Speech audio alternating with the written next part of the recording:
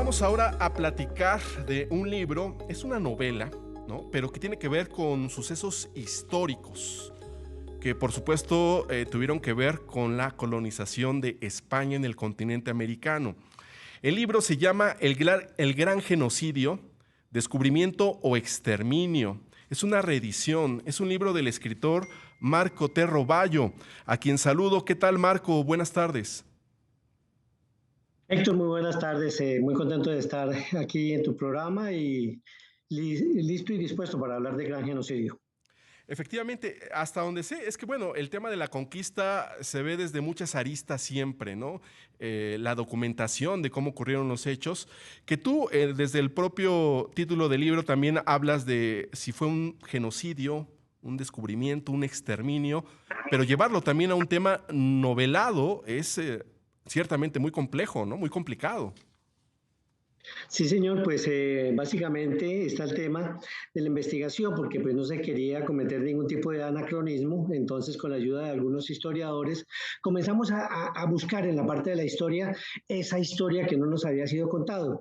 Como lo he manifestado en mi reciente visita y en las conferencias en la Ciudad de México, hay algunos elementos de juicio que se quisieron investigar y que están presentes en la obra El Gran Genocidio, pero no como un ánimo revanchista con la corona española, sino más bien como para entender un poco más nuestro presente, qué fue lo que sucedió, qué fue lo que nos contaron y qué fue lo que se nos dejó de contar. Sí, es que el título además es muy ilustrativo. El gran genocidio, descubrimiento o exterminio. Y hay que señalar que también este tema de la corona española, la conquista de América, se ve con matices muy diferenciados, por ejemplo, en México, que en Colombia o que en Argentina o que en Perú. Bueno, en el caso de México y Perú fueron los casos sin duda más dramáticos de la conquista, ¿no? Donde sin duda este elemento de si fue un exterminio, un genocidio, toma una relevancia sumamente destacada.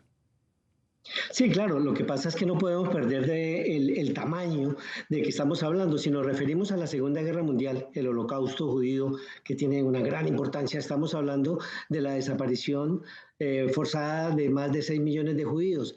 Aquí, Héctor, estamos hablando de 14 veces esa cifra, 90 millones de amerindios, de aborígenes americanos que desaparecieron durante y después de la conquista. Entonces yo creo que esta cifra toma relevancia. Si nos vamos a mirar el protagonismo que ha tenido en las películas en Hollywood, en los libros que se han escrito, que están documentados, son cientos los que hay acerca del holocausto nazi, pero ¿cuántos hay de nuestros indígenas, de nuestros ancestros? Entonces yo considero que es importante que saquemos a la luz y contemos esa historia.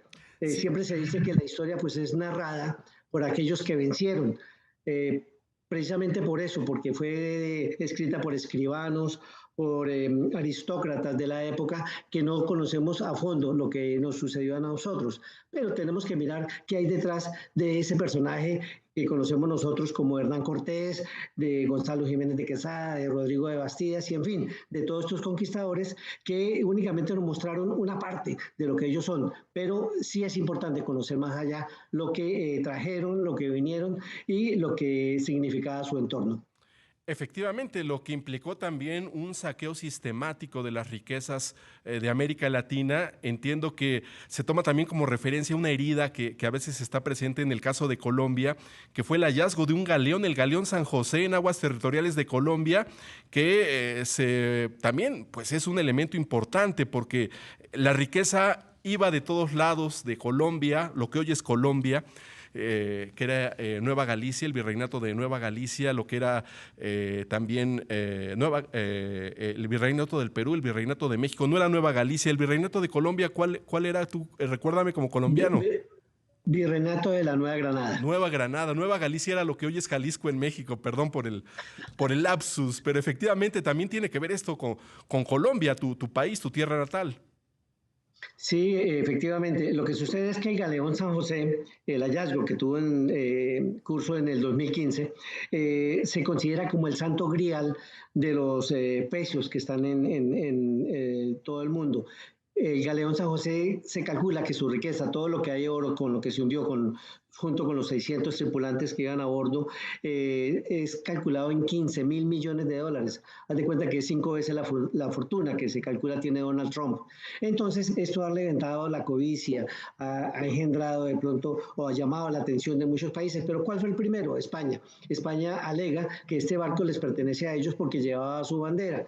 Claro, el Virreinato del Perú no se queda atrás porque de ahí, del Virreinato del Perú fue donde sacaron los diezmos, sacaron todo este oro que llevaban, porque llevaban 10 años sin recoger todo el diezmo que había que pagar a la corona. Lo mismo de Ecuador. En Panamá se estaba haciendo la feria de Portobelo, ellos también llevaban algo de interés dentro de este barco, y de Colombia pues las esmeraldas, las perlas y algo de oro. El Virreinato de la Nueva España, lo que hoy se conoce como México, donde está Ciudad de México, Veracruz y toda esta parte, no hace parte porque era de una flota diferente.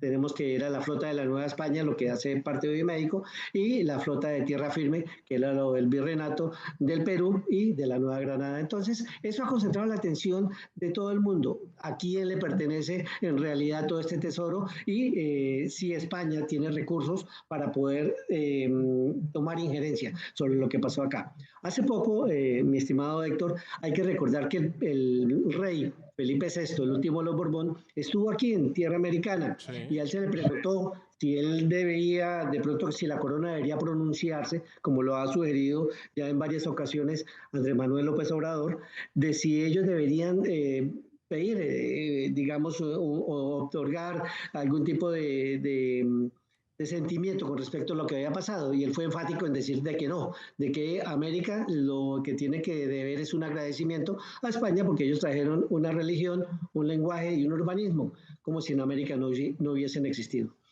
Qué interesante lo que comentas, pero a ver, ¿cómo combinar personajes ficticios en una novela con personajes reales, además sustentados en hechos históricos, como es el caso de este galeón? Sí, ese es de pronto uno de los elementos de la novela histórica, a diferencia de la historia novelada, que se nos permite llenar esos vacíos, esos intersticios con hechos de ficción.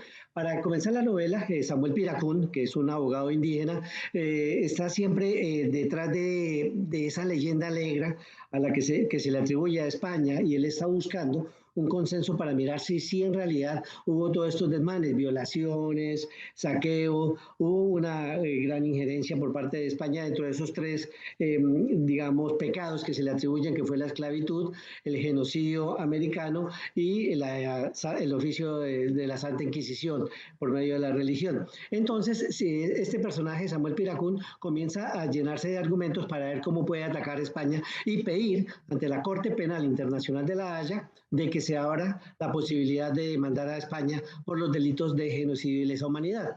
Pero le hace falta algo, le hace falta como la cereza al pastel para que él pueda argumentar válidamente todo esto. Y aparece el hallazgo del galeón San José, y eso le sirve a él para tomar como punto de partida, junto con un historiador mexicano, con un indigenista americano y con otras personas del sur, de los mapuches del sur del continente, y logran hacer un grupo para poder ir como pueblo a enfrentar a la corona española.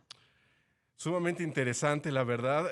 Además, creo que tuvo, porque esta es una reedición, hasta donde entiendo, ha tenido mucho éxito el gran genocidio, descubrimiento o exterminio, ¿verdad? Sí, Héctor, en Colombia ese libro de consulta en todos los colegios y en algunas universidades, también está en Ecuador, en Perú, en Chile, Argentina, Paraguay, Uruguay, ya afortunadamente está en México, también estamos en Guatemala, España y aquí Estados Unidos.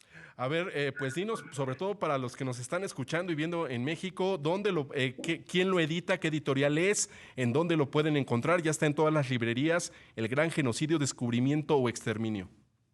Sí, para México lo tiene la editorial SB y está en todas las librerías de México, Gandhi, en el sótano, en la Casa del Libro, en todos está el libro, y se lo recomiendo. Es un libro que les va a llamar la atención y que va a ser parte de pronto de esa historia que ustedes desconocen y que es necesario tenerla presente para saber qué es lo que está sucediendo, qué sucedió y qué fue lo que no nos contaron. ¿También hay edición en línea para quienes gusten leerlo de esta manera?